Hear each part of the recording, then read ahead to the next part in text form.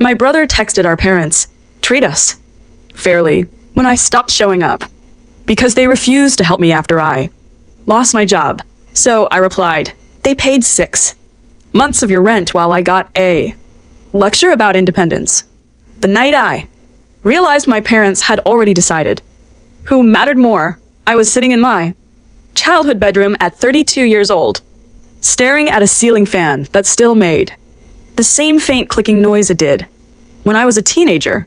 It was almost comforting in a sad way. The same room, the same noise, different version of me.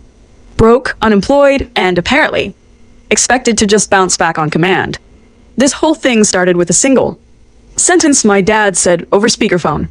Like it was nothing, like it wasn't going to quietly rearrange the way I saw my family forever. I'd lost my job too, weeks earlier, not fired for doing something wrong, not laid off because the company collapsed overnight. It was worse than that because it was quieter. Restructuring, new leadership, my role no longer aligned with the company's direction. I'd read the email 3 times before it actually sank in.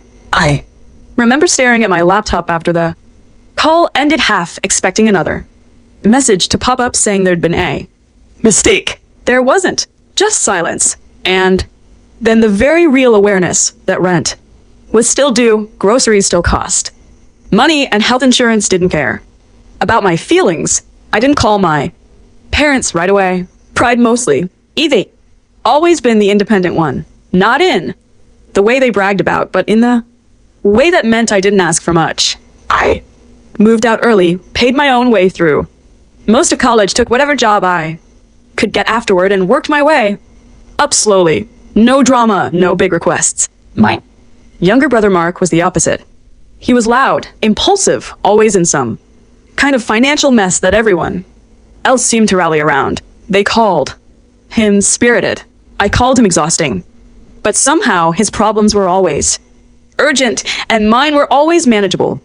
When I finally did call my parents, it was after I'd run the numbers 6 different times and realized I had maybe 2 months before things got ugly. I tried to sound calm, casual, like this was just a temporary hiccup. My mom listened quietly while I explained what happened. My dad cleared his throat a few times in that way he does when he's already forming a response, and not really hearing the rest.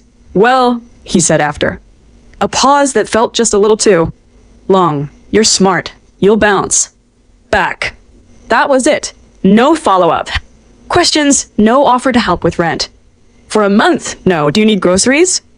Or do you want to stay with us for a bit? Just confidence. The kind that cost them nothing. I laughed because what else do you do when the people who raised you reduce your crisis to a motivational poster? I said something like, yeah, I hope so. We talked for a few more minutes about job boards and how the market's weird right now. And then my mom told me to keep up. When we hung up, I sat there holding my phone, feeling smaller than I had in a long time. A week later, Mark called me, not to ask how I was doing. He never really did that. He wanted to complain about interest rates. He'd racked up a mix of credit card debt and some kind of personal loan I didn't fully understand, all tied to a business idea he dropped 6 months earlier. He laughed about it, like it was all temporary, like it always was. Don't worry, he said, cheerful as ever. Mom and Dad are helping me straighten it out. That should have been my first real warning, but I brushed it off. Parents help their kids. I told myself it wasn't a competition, that my situation was different, that I was older, more capable, that needing help didn't mean I deserved it more. Still, little things started to add up. Family group chats, where my job search was met with thumbs up reactions, while Mark's latest scheme got paragraphs of encouragement. Sunday dinners where my mom asked if I'd heard back from anyone yet, in that careful voice people use when they're already preparing for disappointment. Meanwhile, Mark talked freely about plans, trips, ideas that all required money he definitely did not have. 2 months passed like that. 2 months of Rejections, interviews that went nowhere. Savings draining faster than I wanted to. Commit. I took freelance work. I sold. Things I didn't need. I learned exactly how many days I could stretch a bag of rice and a pack of chicken thighs. I didn't tell my parents how bad it was getting. Part of me wanted to see how long it would take before they noticed. On their own, they didn't. The moment everything shifted was a Sunday afternoon at my parents' house. My mom had insisted I come over for dinner, saying it would be good to get out of the apartment. I showed up tired, thinner than usual, trying to look normal. Halfway through the meal, my dad raised his glass like he had an announcement. We finally did it, he said, smiling. Paid off Mark's debts, all of them. My mom beamed. Mark leaned back in his chair, hands behind his head like he'd personally achieved something remarkable. They talked about it openly, proudly. The numbers, the relief, how good it felt to get him back on track. No one looked at me. I sat there, fork paused halfway in my mouth, doing the math in my head. The same parents who told me I'd bounce back had just written a check big enough to erase my brother's mistakes. The same parents who hadn't offered me a single month of help were celebrating a rescue mission they never once questioned. I smiled. I even congratulated Mark. What else could I do? But something in me went very quiet. In that moment, not angry, not yet, just clear. They were right about one thing. I was going to bounce back, just not in the way they expected. I didn't say anything that night. I went home, lay awake in the dark, and replayed the dinner over and over. Every word, every laugh, every casual assumption that I'd be fine because I always was. And somewhere between 2 o'clock and 3 o'clock in the morning, a thought settled in that felt uncomfortable, but honest. If they were never going to see me as someone worth stepping in for, then I needed to stop acting like I was waiting for them to. The next morning, I made a decision. A small one at first, then another, and another. Each one felt like stacking. Kindling quietly, carefully. No big speeches, no confrontations, just preparation. Because I was done asking for help from people who only offered it when it made them feel like heroes.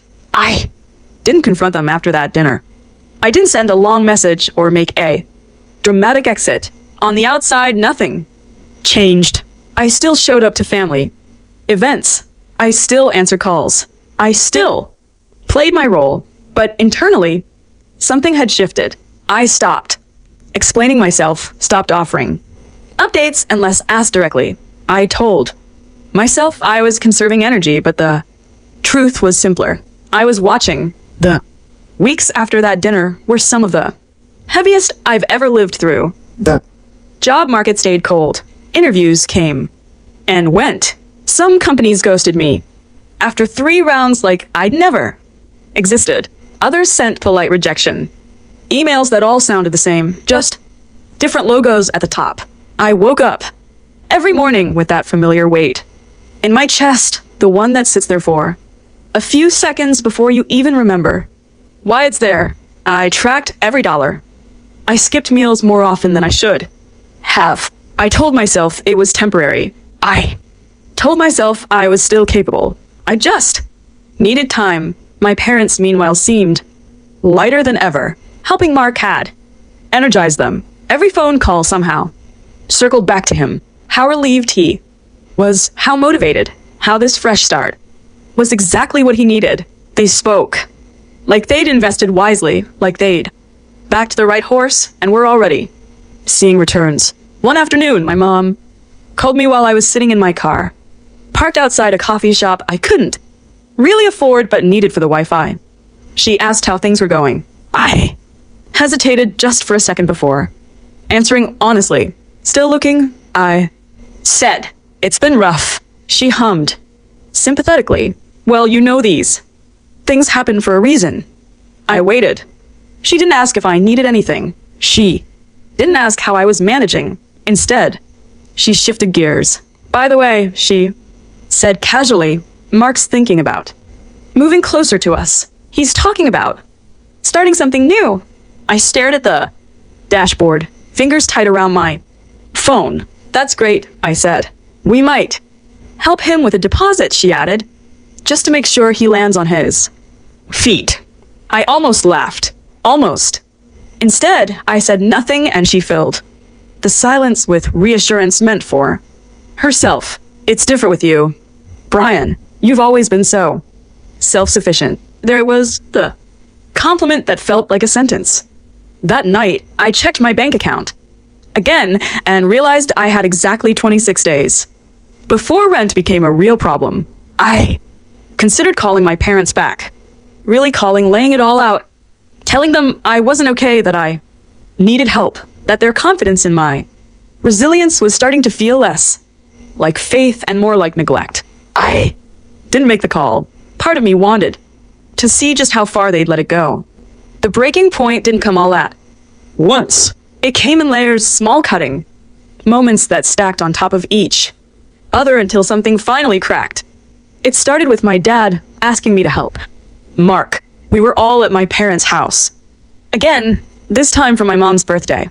Cake, coffee, the usual. Mark was talking animatedly about his new direction, waving his fork around like a presentation pointer. My dad turned to me mid-conversation. Hey, Brian, he said, you're good with numbers. Think you could help Mark put together a budget just to keep him on track. I blinked. A budget? Yeah, my dad said, since he's starting fresh. I wanted to ask which part of my situation screamed financial advisor. I wanted to ask if anyone remembered that I was unemployed. Instead, I nodded slowly. Sure, I said. I can look at it. Mark grinned. See, I told you he'd help. That night Mark emailed me his numbers. Seeing them laid out like that felt surreal. The debts my parents had wiped. The cushion he now had, the monthly expenses that were somehow higher than mine had ever been, even when I was employed. At the bottom of the spreadsheet was a note. Mom and Dad said you'd know what to do. I closed my laptop and sat there for a long time. It felt like a joke. I was the only one not laughing at. A few days later, my mom asked if I could dog sit while they went away for a weekend. Just 2 nights. She said, you don't have much going on right now, right? That one landed harder than it should have. Not because of the request, but because of how casually my situation was minimized. Like unemployment had turned me into a placeholder. Someone with unlimited availability and no real obligation. I agreed. Again, the real betrayal. The one that still makes my chest tighten. When I think about it, came 2 weeks. After that, I got an email from my landlord titled notice. My heart dropped before I even opened it. It wasn't an eviction notice yet, but it was close. Enough to make my hands shake. I needed help. Not advice, not encouragement. Actual help. So I called my parents. I didn't sugarcoat it this time. I told them where I was at. I told them about the notice. I told them I needed short-term support just until I got back on my feet. I could hear my own voice shaking, and I hated that it was happening, but I pushed through it. There was a pause on the line, too long. My dad finally spoke. Well, Brian, we've already stretched ourselves thin. Helping Mark. My mom chimed in quickly. We didn't realize things were that tight for you, but you're resourceful. You always figure it out. I felt something inside me give way. So, that's it. I asked. You can't help me at all? It's not that we can't, my dad said. It's just not the right time. Not the right time. I thanked them for listening and hung up before my voice could betray me any further. 2 days later, I found out what not the right time really meant. Mark called me excited to excited. You're not going to believe this, he said. Mom and Dad just paid the first 6 months of my rent up front, said it would give me breathing room. I sat down on the edge of my bed, phone pressed to my ear, heart pounding. 6 months, I repeated. Yeah, they said they didn't want me stressing about money while I got my footing back. I didn't respond right away. Mark, oblivious as ever, kept talking about furniture and plans and how lucky he felt. When the call ended, I just sat there. The contrast was so stark it almost felt intentional. The timing, the choice. They hadn't just said no to me, they'd chosen him again. Immediately after, that was the moment. Everything crystallized. It wasn't oversight, it wasn't ignorance, it was a pattern, one they were comfortable with. One they expected me to accept quietly. Like I always had. I stood up, walked over to my closet and started pulling out old boxes I hadn't touched in years. Documents, notes, things I'd saved. Without really knowing why, somewhere along the way, I realized I wasn't looking for comfort anymore. I was looking for leverage. And as I sorted through those boxes, one memory surfaced that made my hand stop moving entirely. A conversation from years ago, a promise, made casually something my parents had. I hadn't. He said. There on the floor, surrounded by papers. Feeling a strange mix of hurt and clarity. This wasn't just about money anymore. It was about respect, about being invisible until I was useful. And for the first time since I lost my job, I wasn't thinking about how to survive. The next month, I was thinking about how far this went. The thing about hitting rock bottom is it rarely looks dramatic. From the outside, there's no single crash, no cinematic moment where everything shatters at once. It's quieter than that. It's a slow erosion. A series of small losses that pile up until you wake up one morning and realize the version of yourself you used to be feels very far away. For me, rock bottom arrived on a Tuesday morning, 3 days after Mark told me about the 6 months of rent my parents had paid for him. I woke up to an email from my landlord asking if I'd had a chance to review the notice. The polite tone somehow made it worse, like he was giving me space to pretend this wasn't serious yet. I sat on the edge of my bed, staring at my phone, feeling that familiar tightness in my chest, the one that made breathing feel shallow. I did the math again, even though I already knew the answer wouldn't change. I didn't have enough. I spent that day walking not toward anything in particular, just moving because sitting still felt unbearable. I passed places I used to go without thinking, cafes I'd worked out of, stores I'd browsed on, lunch breaks back when I had a lunch break. Everything looked the same, which somehow made it feel worse, like the world hadn't noticed I was falling behind. That evening I did something I hadn't done in years. I called a friend I hadn't spoken to regularly since college, not to ask for money, just to talk. I didn't even tell him everything. I just said I was having a rough time. He listened, didn't rush to fix it, didn't minimize it. When we hung up, I realized how starved I'd been for that simple validation. The next week was brutal. I sold more things I actually cared about this time. I cut expenses down to almost nothing.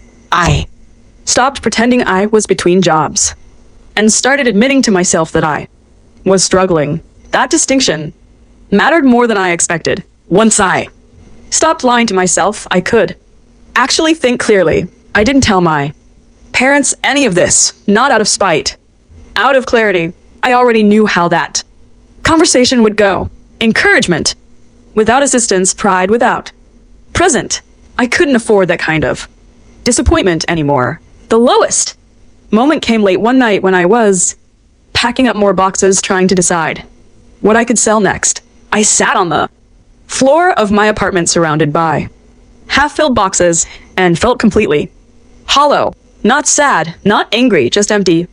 Like I'd been drained of whatever kept me going before. I remember thinking very clearly that if I stayed in that space too long, it would swallow me. So I did something small, something almost stupidly simple.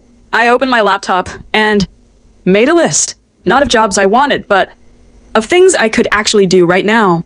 Skills I had, experience I'd overlooked, connections I'd been too proud to reach out to. The list wasn't impressive at first. It didn't magically fix anything, but it was real. It was mine, and 4. The first time in weeks, it gave me something to focus on that wasn't just survival. I started reaching out. Quietly. No announcements, no social media posts about exciting new chapters.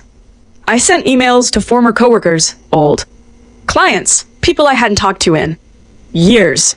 I didn't ask for favors.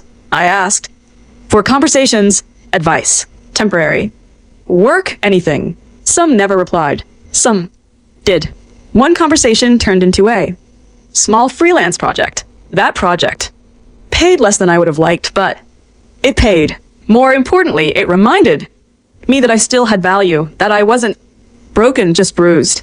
I worked obsessively nights, weekends. I treated that small project like it was the most important thing in the world, because in a way it was proof that I wasn't finished. During all of this, my parents barely checked in. When they did, it was surface level. Any updates? Still looking. My answers got shorter. Not out of bitterness, but because I was done narrating my struggle for people who only listened when it was convenient. Mark, on the other hand, seemed to be thriving, or at least performing thriving. New furniture, new plants, photos sent to the family group chat of his new place fully furnished. Thanks to my parents' generosity, they reacted with heart emojis and exclamation points. I muted the chat for a while. As weeks passed, that one freelance project turned into 2, then 3. Nothing stable yet, but momentum. The kind that sneaks up on you when you're too busy working to notice. I started waking up with purpose again.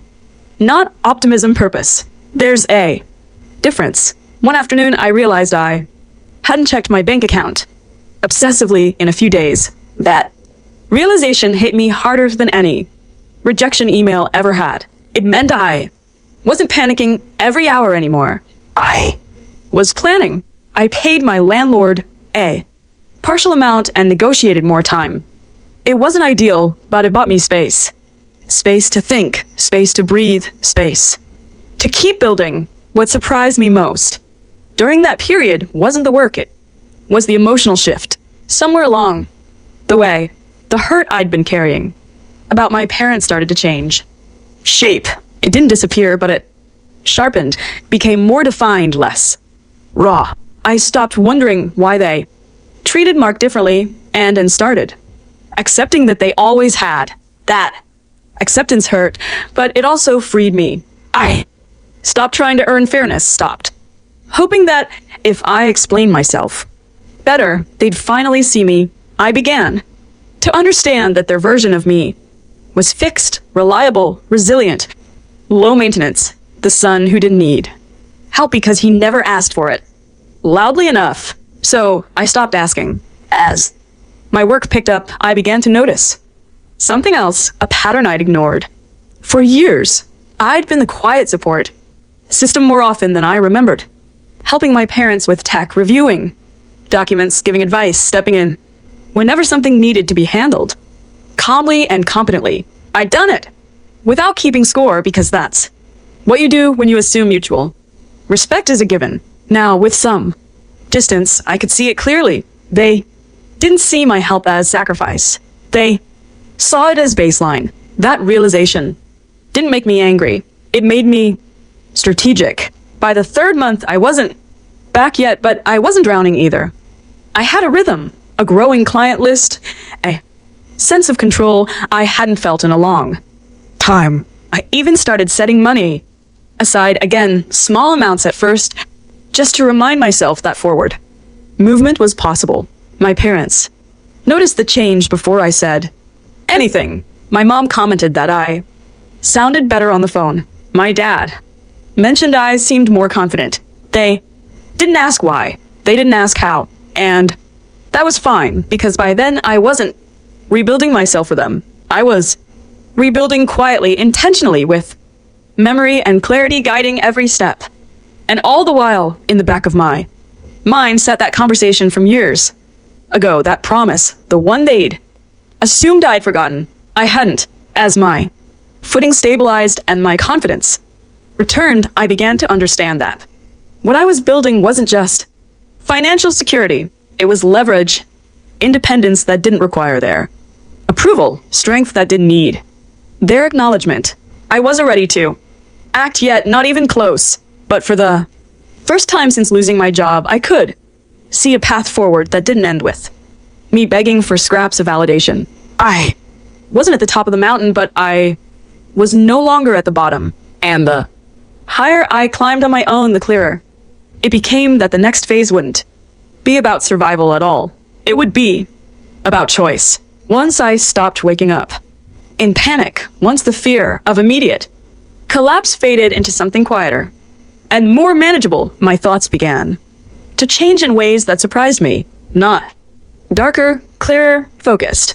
It's strange how stability doesn't make you forget what hurt you. It gives you the space to examine it properly. I didn't think of what I was doing as revenge at first.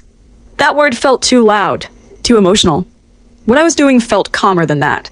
Colder maybe. I started calling it preparation. The first thing I did was stop reacting. No more immediate replies to family messages. No more jumping in when my dad needed something real quick.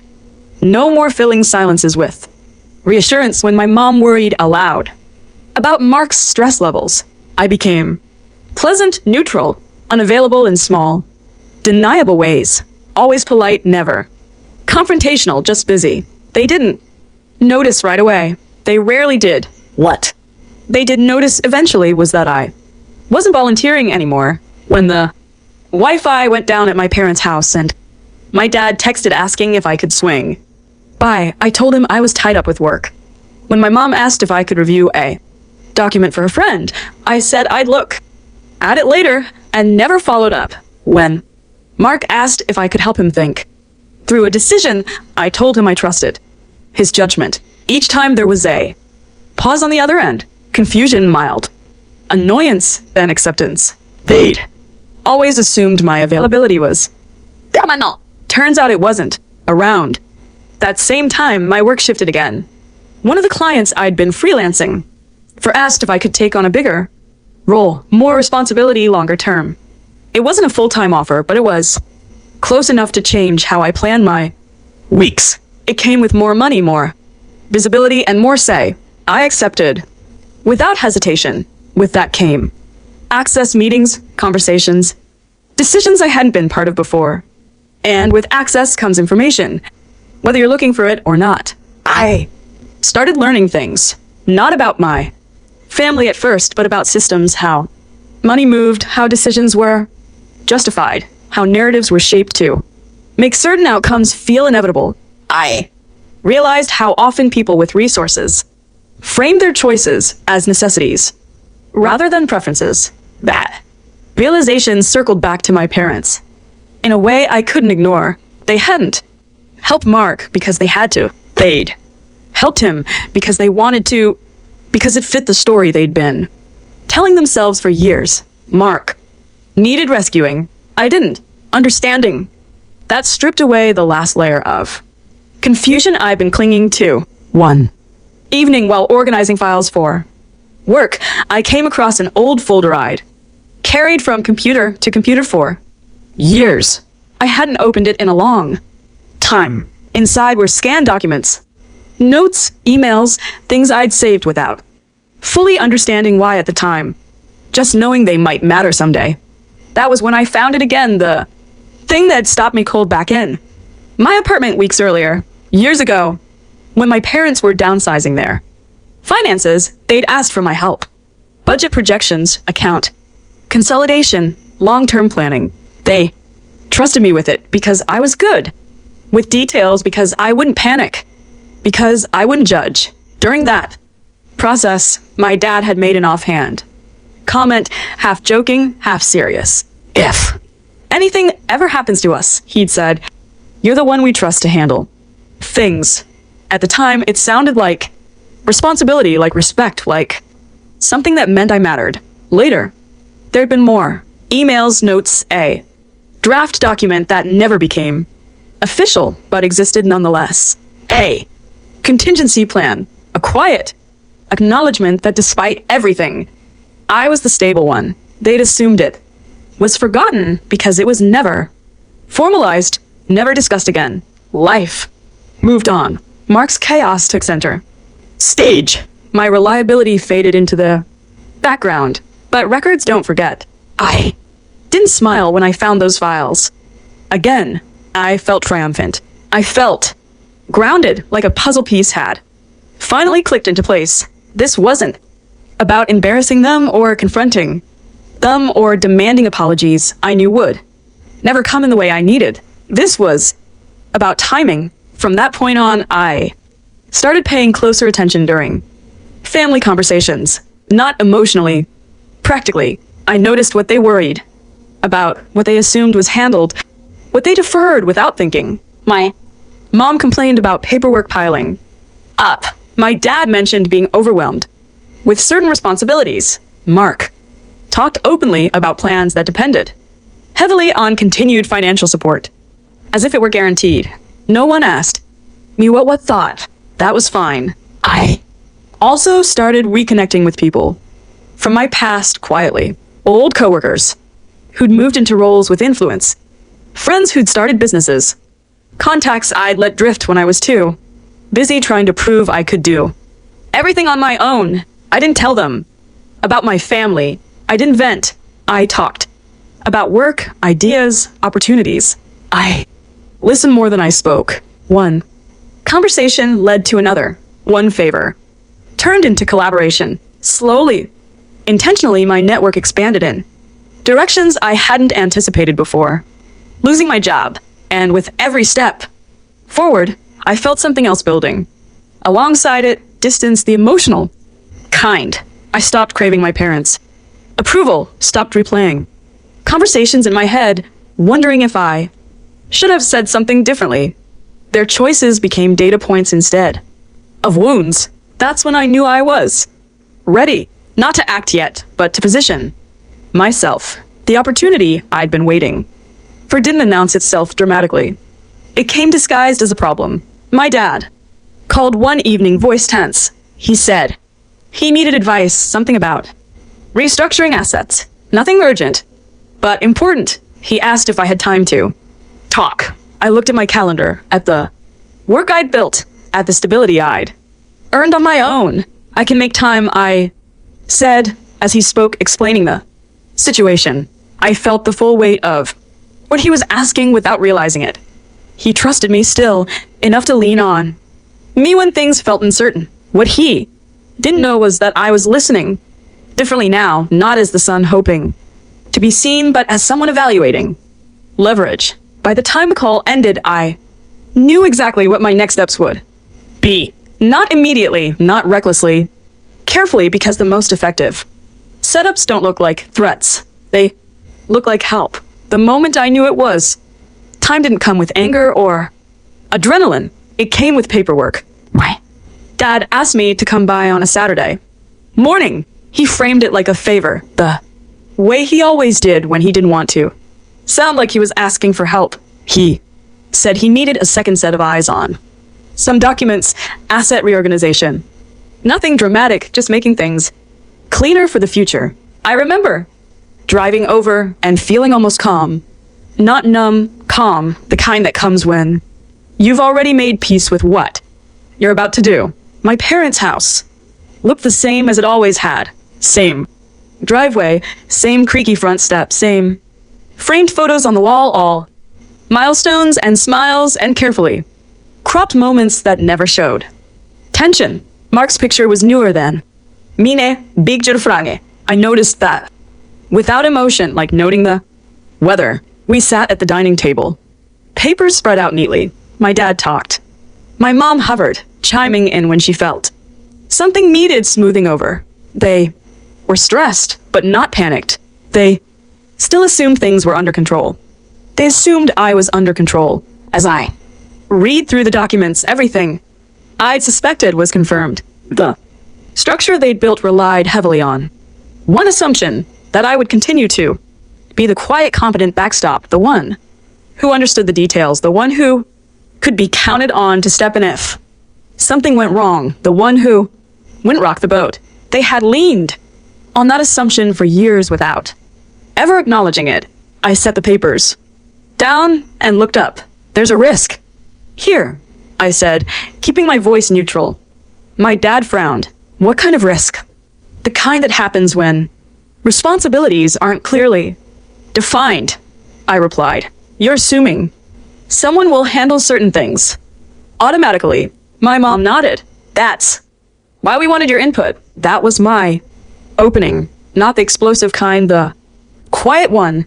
I'm happy to give input, I said, but I won't be the fallback anymore. The room went still. My dad blinked. What do you mean? I said calmly, I've been filling that role without it ever being formalized, acknowledged or supported, and I'm done doing that. My mom laughed nervously. Brian, this isn't the time for it is.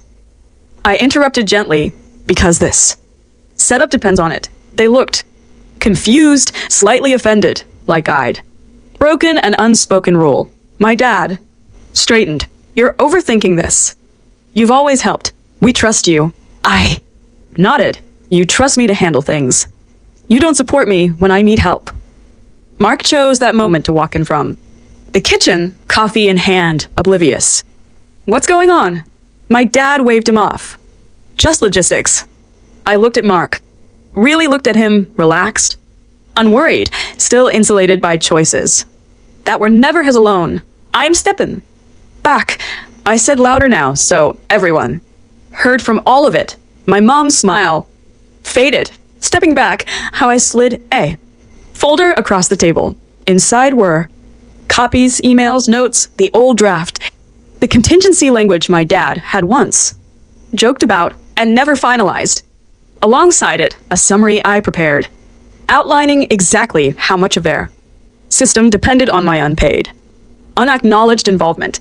I'm not listed anywhere officially, I continued, which means I'm not obligated to continue informally. My dad's face changed then, not anger, concern. You wouldn't just walk away, he said. That would put us in a difficult position. I held his gaze. You put me in a difficult position repeatedly. Silence settled. Heavy and uncomfortable. My mom tried. Again, softer. We didn't know it was that bad for you. I nodded. I told you. When it mattered, you chose not to hear it. Mark shifted uncomfortably. This feels extreme, he muttered. I looked at him. So, did watching you get 6 months of rent paid while I was facing eviction? He opened his mouth then closed it. For once there was nothing rehearsed to say. I stood up. I'm not asking for anything, I said. No money. No apologies.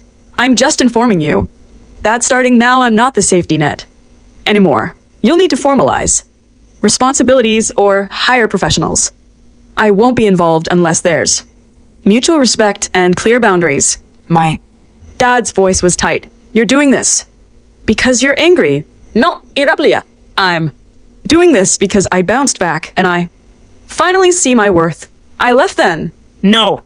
Shouting, no slammed doors. The fallout didn't hit immediately. It crept in.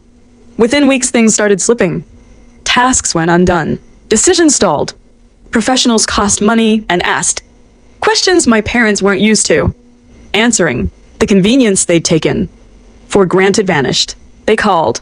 I didn't rush to answer. When I did, I was polite, brief, unavailable. Mark struggled more than anyone. Without my quiet guidance, his plans unraveled faster. He asked for advice. I told him to trust his judgment, just like he'd once told me. My parents tried a different approach than guilt, concern, long talks about family and sacrifice. I listened. I didn't bend. The real reckoning came months later at another family gathering, smaller this time. Tense. He pulled me aside. You've changed, he said. Yes, I agreed. You used to be dependable. I still am, I replied. Just not for people who depend on me without supporting me. He looked tired, older than I remembered. My mom joined us, eyes glossy. We didn't realize how much we leaned on you. I nodded. That's the problem. There was no dramatic apology, no tearful confession, just acknowledgement. Too late to undo the past, but enough to change the future. Mark avoided my eyes the rest of the evening. I didn't feel victorious. Driving home, I felt steady. In the months that followed, my work solidified into something permanent, better than what I'd lost. I moved to a new place, smaller, but mine built entirely on my own terms. My parents adjusted. They had to. The family dynamic shifted. Permanently less comfortable, more honest. And me, I stopped shrinking myself to make others comfortable. I didn't win money. I didn't humiliate anyone. I didn't burn bridges. I did something better. I removed myself as the invisible support holding up a system that never valued me. They learned what I was worth the moment I stopped giving it away. And the funny thing is, I really did bounce back, just not in the way they expected.